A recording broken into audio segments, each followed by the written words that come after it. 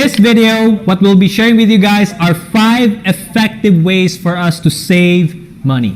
Hi guys, my name is Jan. I'm the founder of The Present, where we discuss business, finance, and life-related matters. If you're interested about those topics, don't forget to subscribe and tap the notification bell so that every time we have new videos, you will get notified. And of course, if you see the value of this content, don't forget to like it so that it will help up in our YouTube algorithm, right? So that it will also help the channel out. Okay, so here we go. Obviously, everybody wants to find ways to save money because it's one of the systematic way for us to be financially free. The problem is, how do we even start doing it, especially if we are not disciplined enough, okay? And these strategies are the things that I've already done, and I'm still doing it even up to today. So what are these effective ways? The first one is always set aside savings before spending, right? Again, you have to set aside savings before spending. Let's say you are earning on a monthly basis, you're an employee, right? And then whatever is that amount that you're getting, you have to set aside a certain amount and then don't use it, right? Don't spend that money, okay? What usually happens is that it's the opposite. People tend to have an income and then reduce all of their expenses. It may be electricity bill or restaurants, or they tend to buy things, right? Whatever that may be. And then whatever is quote unquote left, that's what they're gonna save. But the problem is that does not usually happen because the moment you see that you have a lot of money, for some reason you want to spend it, right? You are tempted to spend it. So if that's the case, it is better if we reverse engineer the situation by setting aside a certain amount before you even spend the money. That's option number 1 that you can do, right? Which brings us to option number 2, open a bank account. When you have a bank account, the good thing about it is that you can have, especially with technology right now, when your employer will transfer the money to you, like salary, you can transfer that certain amount that you have set aside and then put it in your bank account, right? Instead of like putting it in your piggy bank or put it in your drawer or whatever that may be, just secure it in your bank account, okay? So that in your mind, it will become a process for you to set it aside like technology or digitally, okay? And then whatever amount that you're going to withdraw in your ATM, that's the money that you're going to use for your daily spending or for your whatever spending, right? So you are actually practicing setting aside savings first, and then you are putting it in the bank account. What ends up happening if you don't have a bank account, you're just going to put it in your drawer, you're just going to put it in your closet, is that you know that it's there, so it's easy for you to just open it and then get it.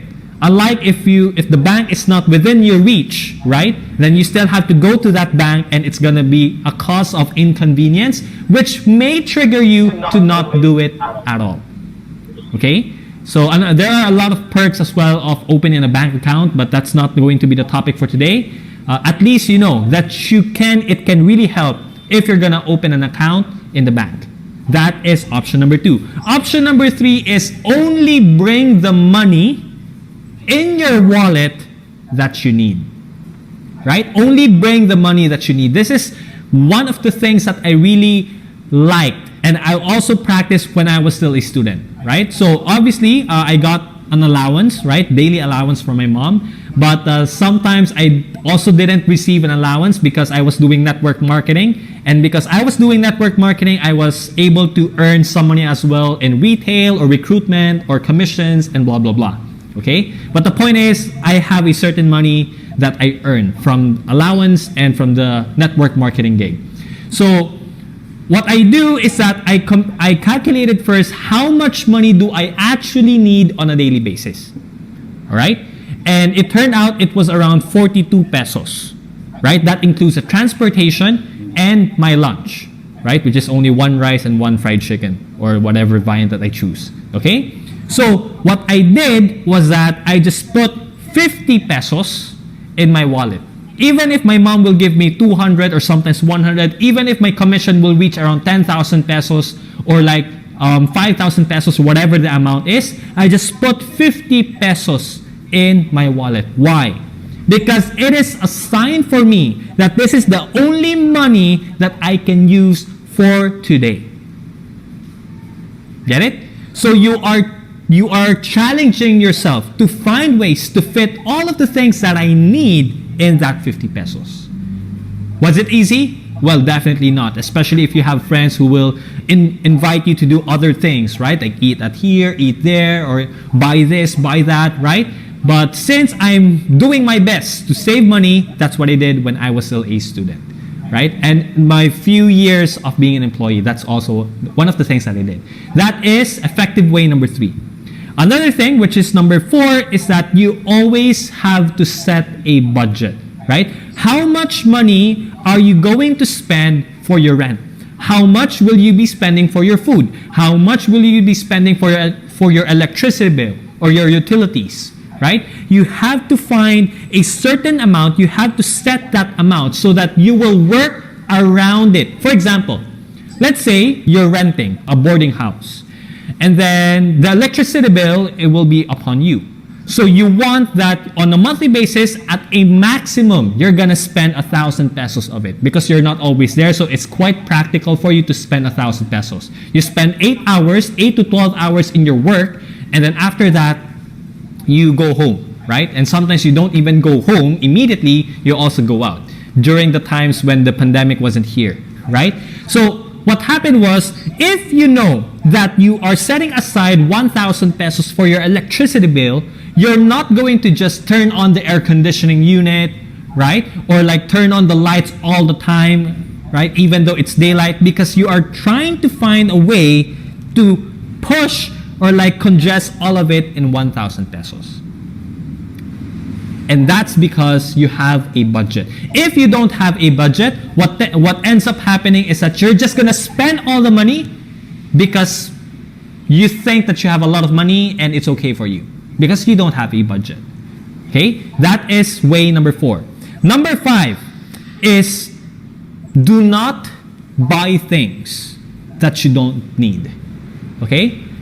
To be honest with you guys, here in the house or in my life, right? All of the things, like literally all of the things that I personally own, I use it on a daily basis, or I maximize it on a monthly basis because I need it.